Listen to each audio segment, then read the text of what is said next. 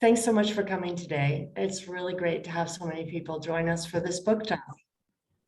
We'd like to start today with a land acknowledgement.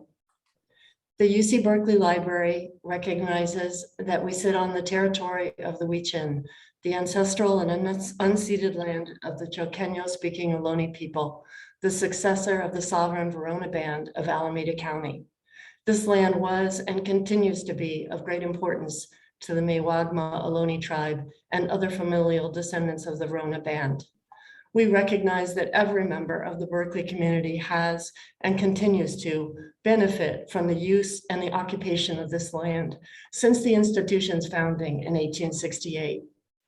Consistent with our values of community, inclusion, and diversity, we have a responsibility to acknowledge and make visible the university's relationship to Native peoples.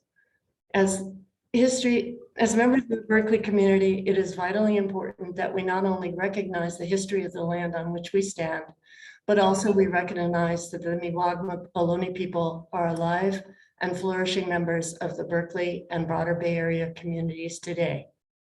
We know that reading this announcement is not enough. It's only a first step, and that much more work is needed.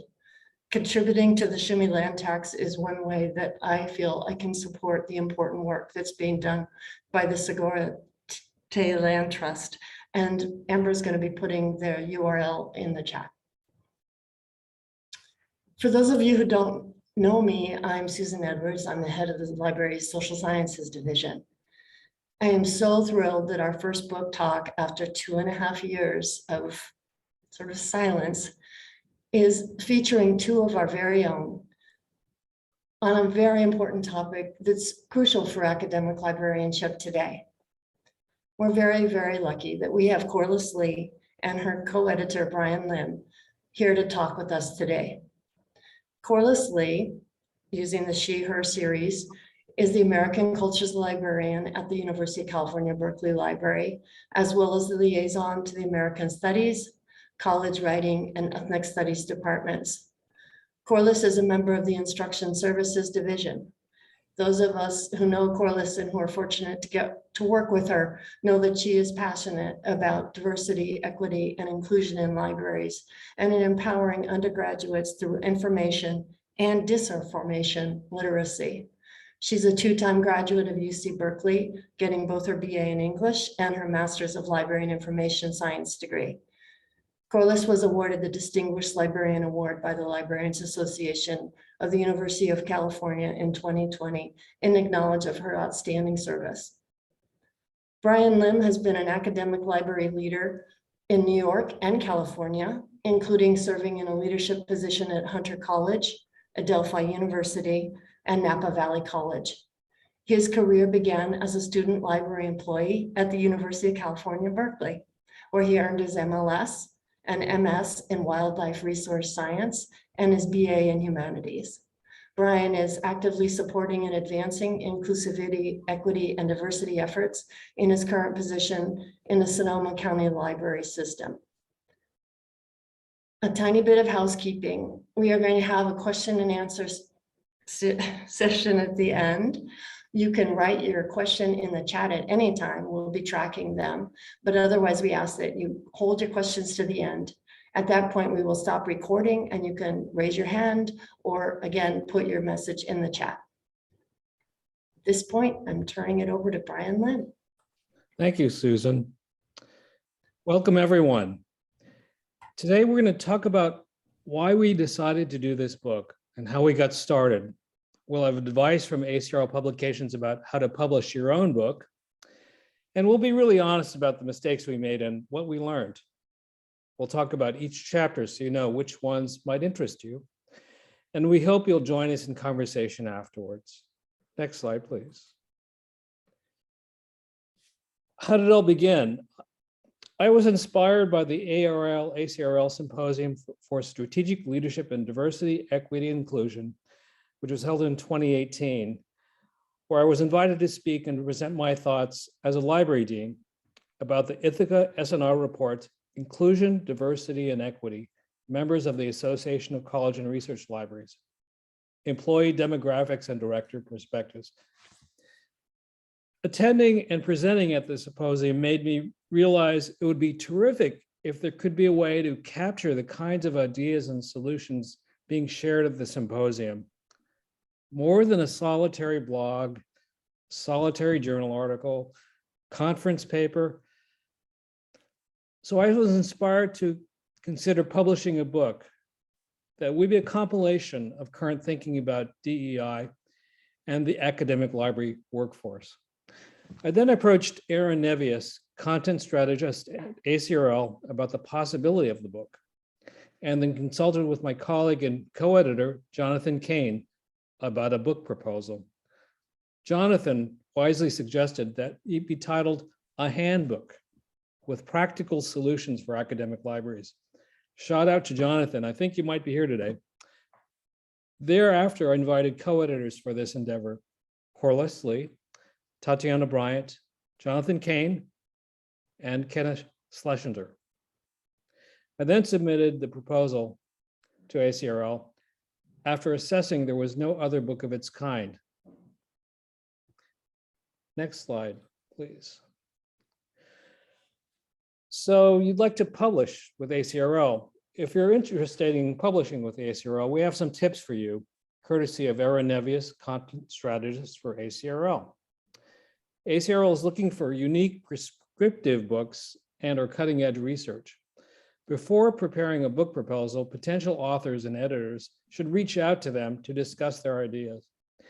They want to be sure it doesn't conflict with something already in their pipeline and that it works with ACRL's prescriptive ethos.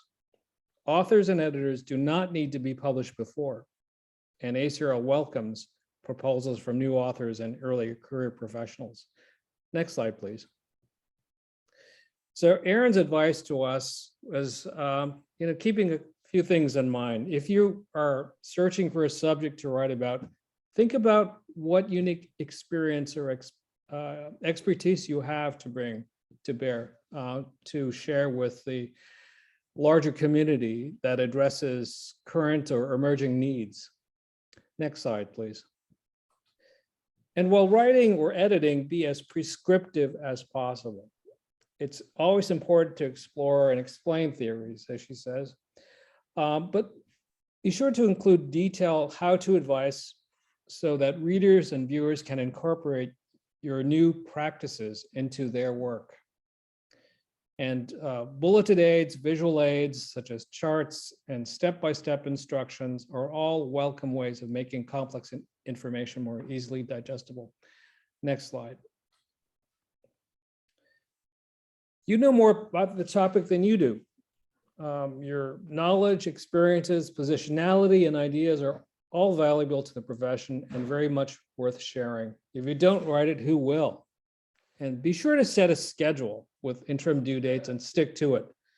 Involve your content strategist in the schedule so you're accountable to someone else.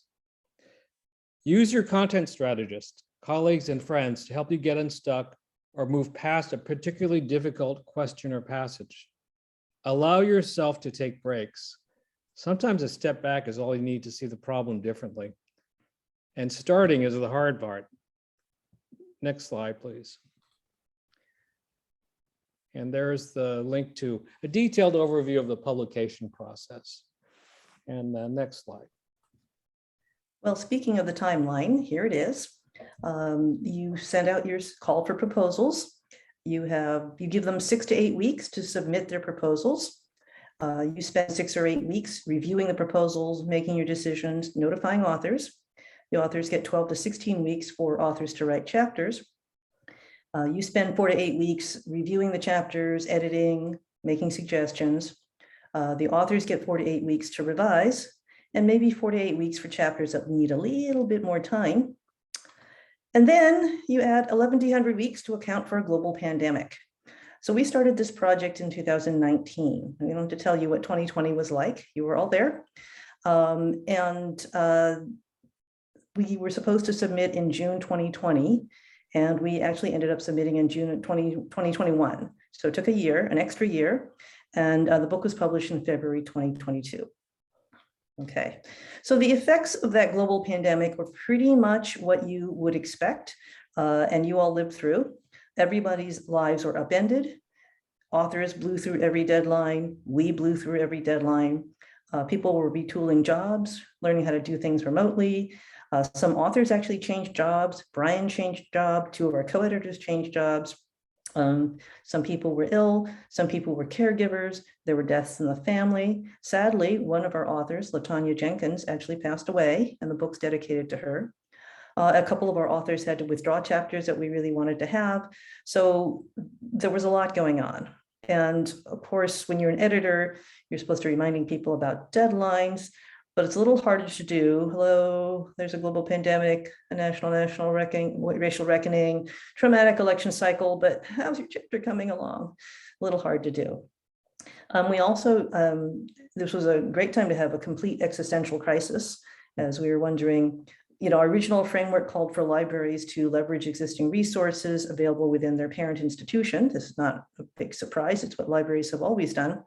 But by mid-2020, we, like a lot of people, were wondering if the structures themselves weren't the problem. Should we just burn them all down? It's not even a new concept, but it really hit home in a pretty visceral way in 2020. So yes, you remember this, hopefully not too triggering.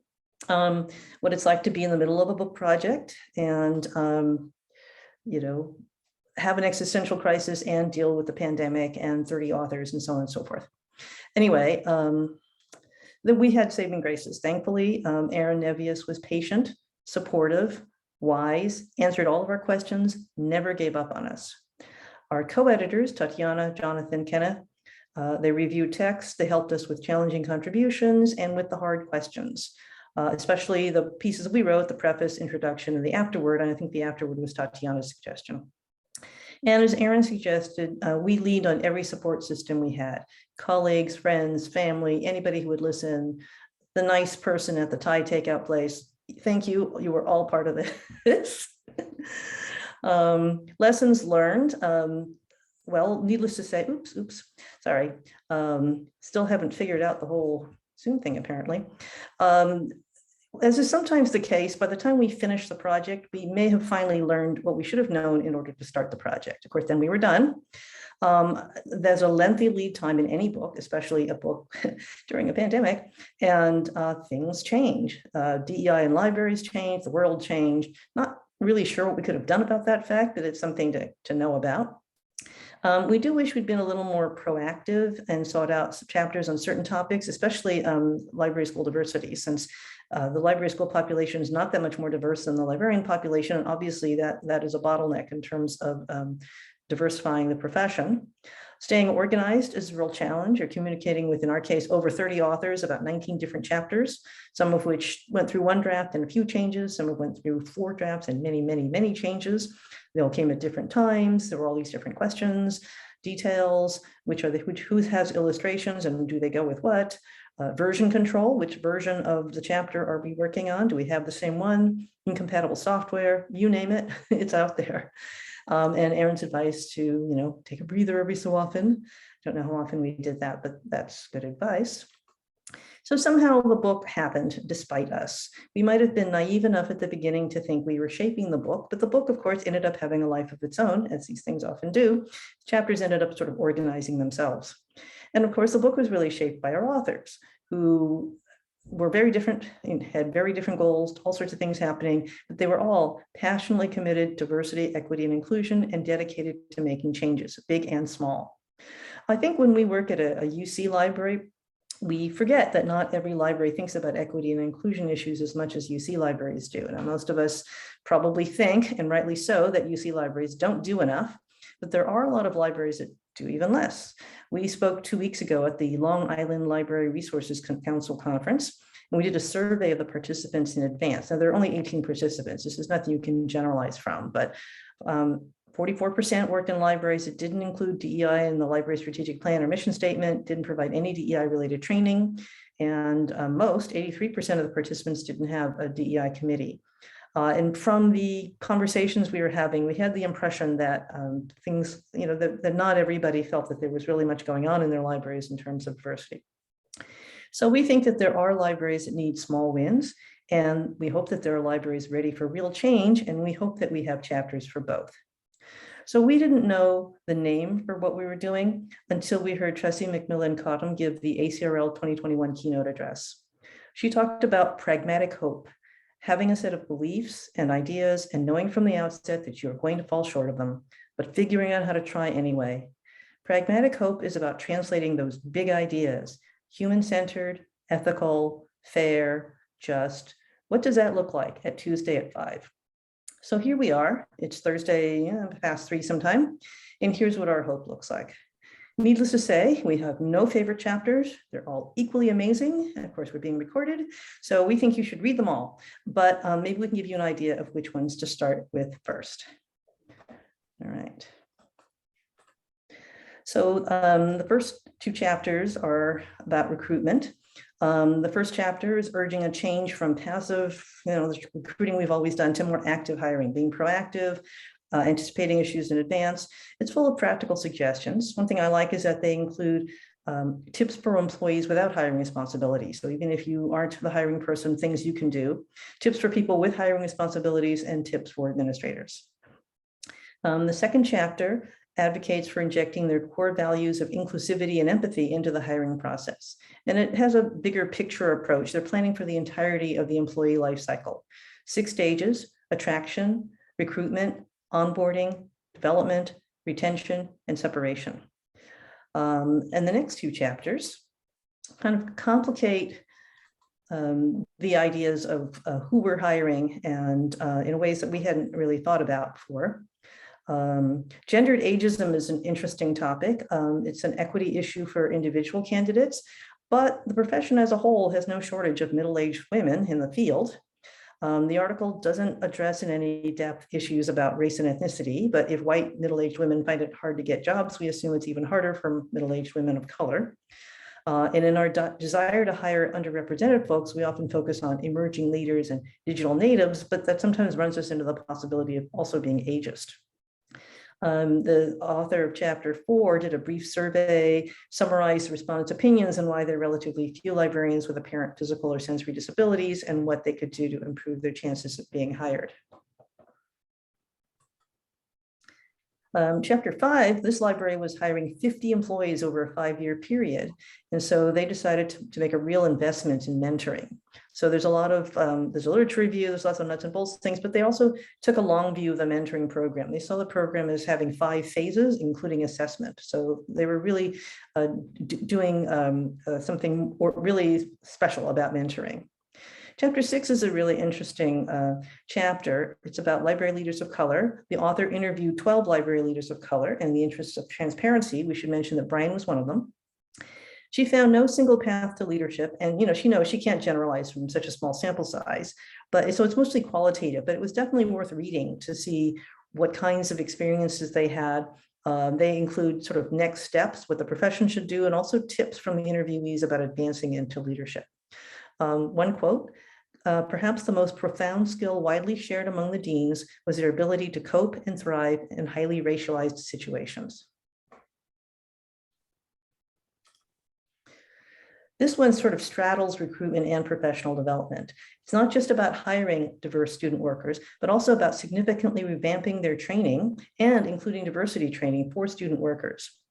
The goal of the author was just to diversify their student workers, but we realized that diversifying the student worker population and recruiting them to library school would, of course, be one way to diversify the pool. This is not a unique observation, but it's a reminder. And again, we regretted we didn't seek out a little bit more in this area. The next 3 chapters are interesting. Oops, sorry. I had myself there. Chapter 8 is cultural competency. Chapter 9 is cultural humility. And chapter 10 is about cultural intelligence. And chapter 16 also touches on this a little bit, this kind of professional development. So chapter 8 is about, well, really both about cultural competency and about grassroots professional development, which I think we're all familiar with. The administration isn't really handling this, so people get together and do it for themselves, though there was a challenge grant available. They use the ACRL definition of cultural competency, which comes from the National Association of Social Workers. And it reads in part, congruent set of behaviors, attitudes, and policies that enable a person or group to work effectively in cross-cultural situations. The workshops were facilitated by outside experts. The library staff came together for a shared understanding of diversity, equity, and inclusion issues. There was one on microaggressions and another one on algorithmic bias. And eventually there were library-wide brainstorming sessions that led to the formation of a DEI committee. So it's an example of grassroots activism leading to something a little more structural. Chapter 9, the authors of this chapter wanted to take things even further. They feel that cultural competence implies that the culture is finite and static and learnable, and it doesn't acknowledge the dynamism and complexities encompassed by diverse cultures. They prefer cultural humility, which is developed with medical practitioners and social workers in mind by Turbalon and Murray Garcia. Quote, professionals have an obligation to pursue practices that illuminate the prevailing power position of experts in the field. Cultural humility contests the belief that one can actually become competent in another culture. Instead, cultural humility marks an intentional effort to rebalance power inequities. The goal is to develop a non-paternalistic collaboration with library users. Cultural humility encourages practitioners to relinquish their position as expert. Institutional accountability through cultural humility is also an important component of system change. They used body map storytelling to encourage self-reflection and visceral memory regarding incidences of racism or discrimination that participants had experienced or witnessed. And the cultural intelligence chapter is the most theoretical of the three. They discuss the history of cultural competence literature, which they see as cultural competence is an overarching term. Cultural intelligence is defined as a person's capability to adapt effectively to new cultural contexts. The goal of cultural intelligence research is to understand why some individuals prosper in culturally diverse situations and others do not. Cultural intelligence assesses multiple aspects of intercultural competence based on theoretically grounded, comprehensive, and cultural framework. One thing that's different about cultural intelligence is it can be measured. There are 4 dimensions: motivational, cognitive, metacognitive/strategy, behavioral. The author also discusses cultural intelligence in academia, library school education, and academic libraries, and talks about the current state of cultural intelligence research. We thought all 3 were interesting and feel like each one might appeal to different libraries. Okay, Brian. And the contributions in this section, leveraging collegial networks, we have a couple here. The first one, Braving Our Blind Spots, showcases an example of libraries in the Medical Library Association network in the Southeast, which levered their internal or professional network to support their individual DEI initiatives. They created a virtual book club that individuals at different libraries throughout the Southeast could participate in. So bravo to that group for, joining together virtually to achieve that. And the next slide, please. Chapter 12, Bridging the Gap Between Residence and Retention, is about the inception of a Library Diversity Institute at the University of North Carolina, Greensboro, that connected diversity residents participating in individual residencies at universities across the country at an in-person institute. And the outcomes included recommendations for strengthening individual residency programs in general, and provided a national networking platform for all of the residents. And again, this chapter, like the previous one, highlighted the value of a collaborative professional network. In this case, they created a network which didn't exist to mutually strengthen their DEI efforts. Next slide. We have a single contribution here under reinforcing the message. Critical analysis of ARL member institutions' diversity statements advocates that library diversity statements shouldn't be empty statements, and that such statements should be supported by real actions that address the whole organization. Next slide, please. Under organizational change, we have 2 chapters from libraries in the South. The Emory chapter highlights the role of a library working group, and later on committee, in initiating comprehensive DEI improvements in their libraries. And why is this relevant? It demonstrates how an empowered staff working as a working group and then committee, can define recommendations pertaining to culture and climate, human resources, user services, and collections. This contribution provides a very clear process for all of that. And this group was empowered by their library dean, which initially charged them with the big task. The second contribution here, chapter 15, is from Clemson University, and highlights a more top-down approach where the library responded to the university's diversity strategic plan mandate. And similar to Emory, the DEI work in the libraries was assigned to a working group. But by contrast, this working group created a library diversity strategic plan, not just a set of recommendations, which was broadly approved by leadership, including the Office of the Provost. And this is another example really of a kind of almost grassroots effort, which was staff-driven. And this one covered climate, culture, human resources and training, and leadership support. They really emphasized that it was important that there would be leadership support to realize DEI goals, and all aligned with institutional mandates. Next slide. So now moving from the American South, we head to Canada. We have two very interesting chapters, both responding to the National Truth and Reconciliation Commission's 94 calls to action. So a reminder, a Truth and Reconciliation Commission is an official body tasked with discovering and revealing past wrongdoing by a government or non-state actors in hope of resolving conflict left over from the past. In Canada, it was established in 2008 to document the history and lasting impacts of the Canadian Indian residential school system on Indigenous students and their families, and the findings were released in 2015. In response to this, the authors were part of a team, authors of Chapter 16 were part of a team that created an Indigenous cultural competency training, 13-week blended learning program. There was an online MOOC, weekly workshop building relationships with the Indigenous community, and other activities. Staff received 3 hours of release time per week for 12 weeks and 1 full day for cultural immersion. There were 21 to 25 participants each session, winter and spring. The authors feel this could be adapted for other communities, although the success in finding Indigenous faculty and staff willing to come was possible only because of the relationship developed and the trust built over 7 years of embedded Indigenous library services. This is related to professional development also, but we felt it was far-reaching enough to be part of the organizational change section. Chapter 17, their response to the Truth and Reconciliation Commission was sort of multi-pronged. First of all, they write, many initiatives were proposed and approved without proper relationship building, consultation, and accountability. The effect was a reproduction of colonial relationships and power over the needs of Indigenous patrons. Without a meaningful action based on community relationships and accountability, there cannot be legitimate change.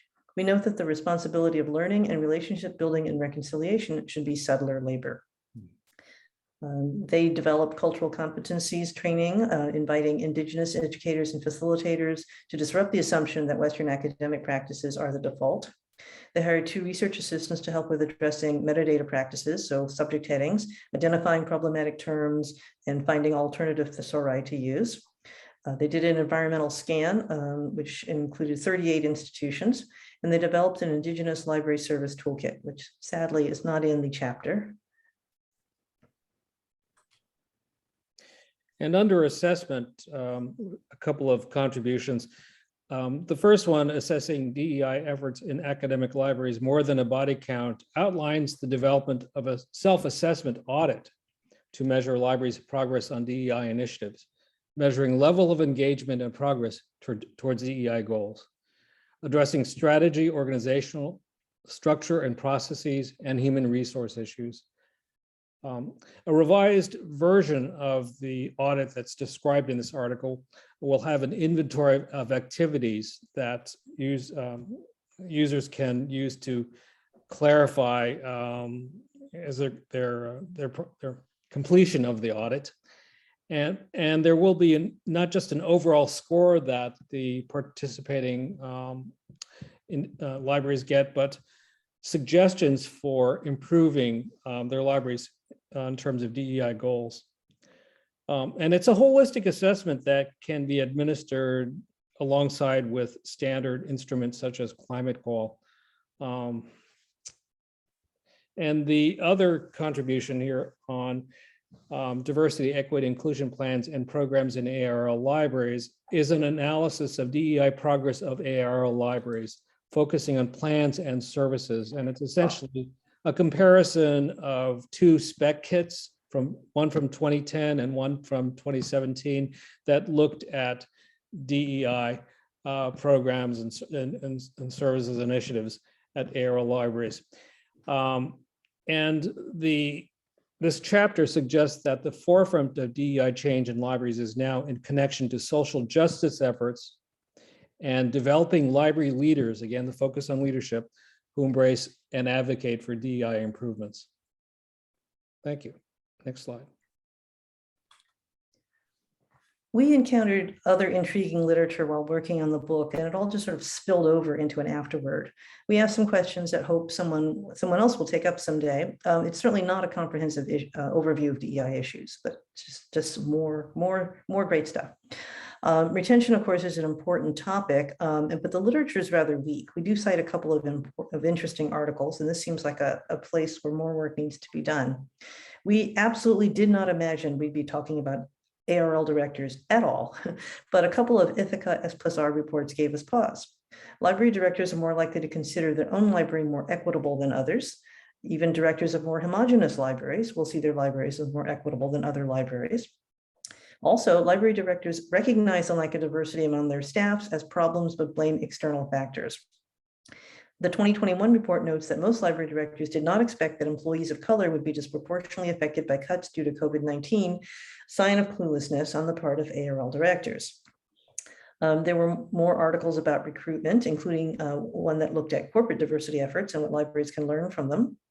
Again, we wished we had addressed demographics of library school students a little more, but there was an article with suggestions from librarians of color about increasing diversity in library school. And we also asked what fields are successful in diversifying and what we can learn from them.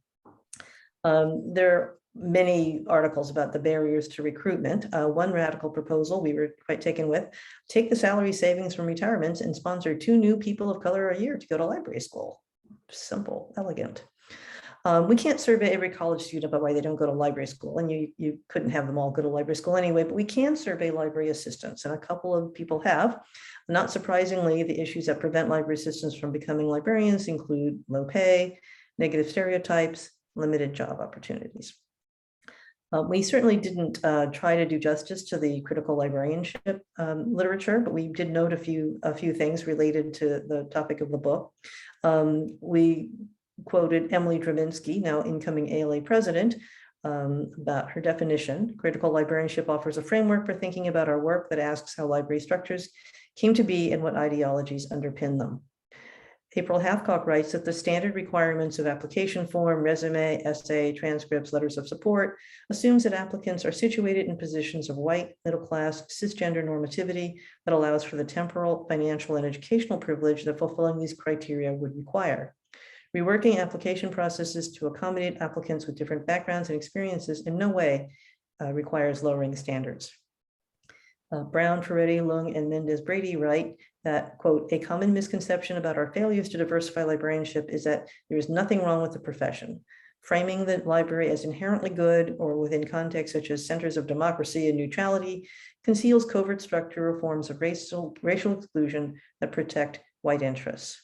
This is just a sampling of the other literature that's available to you, and the afterword is available on an open access platform if you want to get all these citations. And yes, there's a Google Doc. So the book is available as an ebook at UC Berkeley. And if you're not at UC Berkeley, 5 of the chapters, the preface, introduction, and afterword are available in open access repositories, and they're listed in this Google Doc. And I hope the link is going into the chat.